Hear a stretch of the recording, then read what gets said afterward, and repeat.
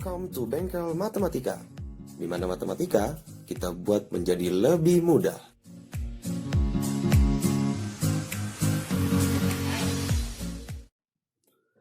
Ya, saya di sini akan menjelaskan perbandingan vektor secara analitik. Kalau video saya sebelumnya kemarin saya jelaskan perbandingan vektor secara geometri, sekarang saya akan menjelaskannya secara analitik. Nah, vektor secara analitik itu ada hubungannya dengan vektor posisi nantinya. Dan bukan hanya itu saja, dia juga berhubungan dengan rumus perbandingan vektor.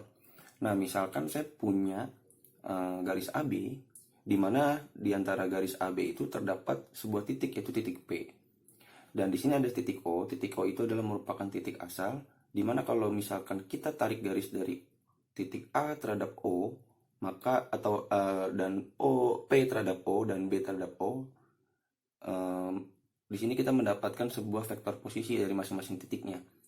Jadi saya asumsikan vektor posisi A-nya itu adalah vektor A, dan vektor posisi P-nya itu adalah vektor P, dan vektor posisi B-nya itu adalah vektor B dalam huruf kecil ya, kalau vektor posisi itu. Dan arahnya adalah dari O ke A, O ke P, dan O ke B.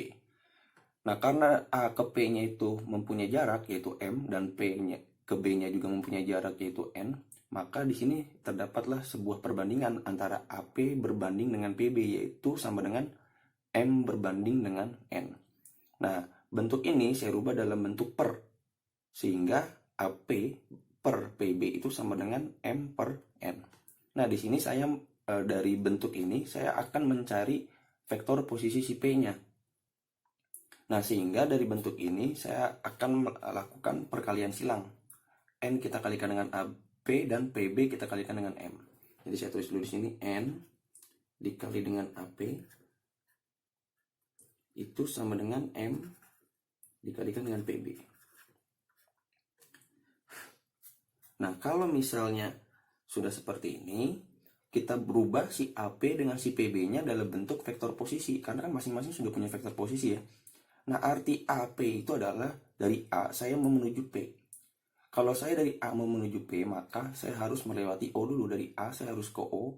Setelah dari O baru saya menuju ke P. Karena A ke O itu berlawanan arah, maka nanti komponen si vektor posisi A-nya itu menjadi negatif. Atau saya langsung ke cara cepatnya aja. Kalau misalnya di sini AP, maka kita tuliskan belakangnya dulu. Belakangnya dikurangi dengan depannya. Belakangnya adalah P dan depannya adalah A. Sehingga kalau dibentuk dalam bentuk vektor posisi, jadinya adalah P vektor dikurang dengan A vektor. Itu sama dengan M, dan PB-nya kita lakukan hal yang sama. Belakangnya dikurang depannya. Belakangnya adalah B, dikurang dengan depannya adalah P.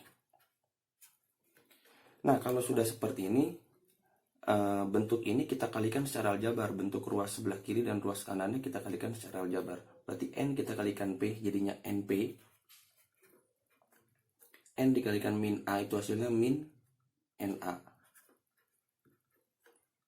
Yang ruas sebelah kanan kita lakukan hal yang sama. Berarti M dikalikan dengan B jadinya MB. M dikalikan dengan min P jadinya min MP.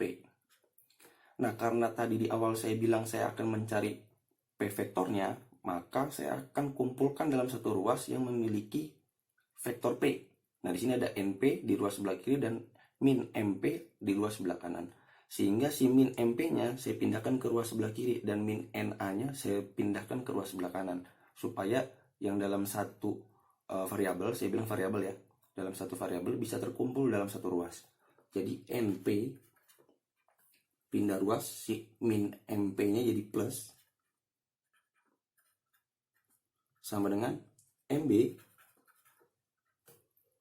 Ini juga pindah ruas jadi plus NA. Nah, karena yang di ruas sebelah kiri ini sama-sama punya vektor P, maka vektor P-nya saya keluarkan. Jadilah N ditambah M. Itu sama dengan MB ditambah dengan NA. Kita buat jadi vektor P sama dengan, atau P vektor sama dengan, jadi MB ditambah NA per N ditambah dengan M. Nah, hasil inilah merupakan rumus perbandingan ruas garis ya. Ini rumusnya nih. Ini turunan rumusnya. Jadi kita bisa menggunakan ini untuk menyelesaikan perbandingan vektor secara analitik. Jadi sebelum saya lebih jauh, saya akan berikan sedikit penjelasan kenapa sih, apa bedanya geometri dengan analitik. Kalau geometri itu, kalau misalnya kita disuruh buat perbandingan vektor dalam geometri, berarti kita disuruh buat gambarnya. Kita tentukan titik P-nya ada di mana gitu ya. Ada di sebelum garis, ada di antara garis, atau ada di setelah garis. Nah, kalau secara analitik nanti bentuk soalnya adalah komponen-komponen vektornya akan diketahui. Nah, sehingga komponen-komponen vektornya itu kita cari gitu. Kira-kira seperti itu. Dia tidak lagi dalam bentuk gambar, tapi dalam bentuk komponen vektor. Bisa dalam bentuk vektor unit, vektor kolom, dan lain sebagainya. Nah, kalau misalkan bentuk rumus ini sudah kita dapatkan, maka saya garis dulu ya. Maka akan berlaku nih. Berlaku bentuk vektor di R3. Sehingga saya tulis dulu sini ya. Sehingga kalau misalnya saya punya koordinat A itu adalah XA. Saya tuliskan dalam bentuk umum XA, YA, ZA. Nah, dia sampai Z ya, berarti dia di R3. Dan saya punya titik B itu adalah XB, YB, ZB. Dan si AB ini terletak dalam satu garis. Ini terletak segaris. Atau dalam bahasa matematiknya itu adalah koliner. Koliner dengan AB. Dia memiliki perbandingan. Jadi di garis AB ini nanti ada titik P. Sehingga si AB-nya itu punya perbandingan antara AP berbanding dengan PB. Itu sama dengan M berbanding N misalnya. Nah, kita disuruh mencari koordinat si titik P-nya.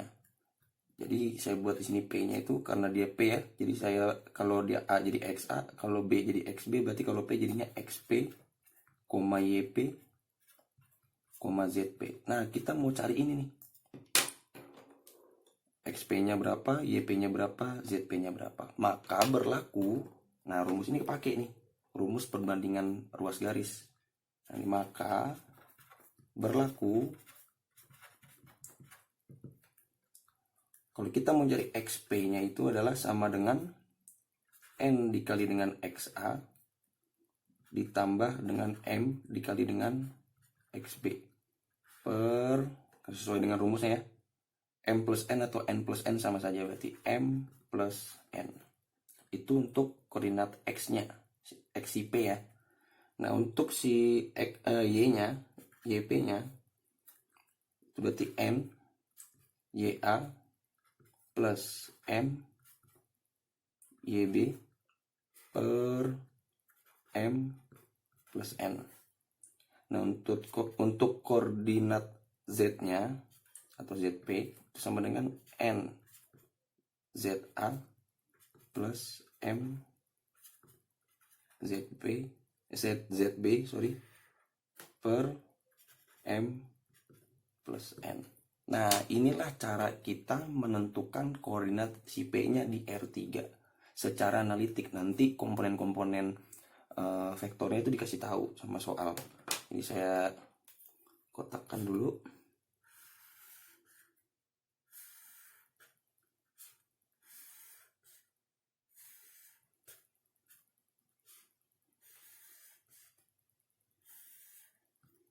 Nah, ini adalah cara kita untuk mendapatkan koordinat X, Y, dan Z.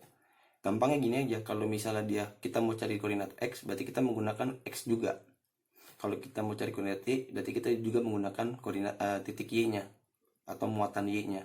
Kalau kita mau cari koordinat Z-nya, berarti kita pakai muatan Z-nya. Kira-kira seperti itu. Jadi dari turunan rumus ini bisa berlaku untuk titik di R3. Kira-kira seperti itu.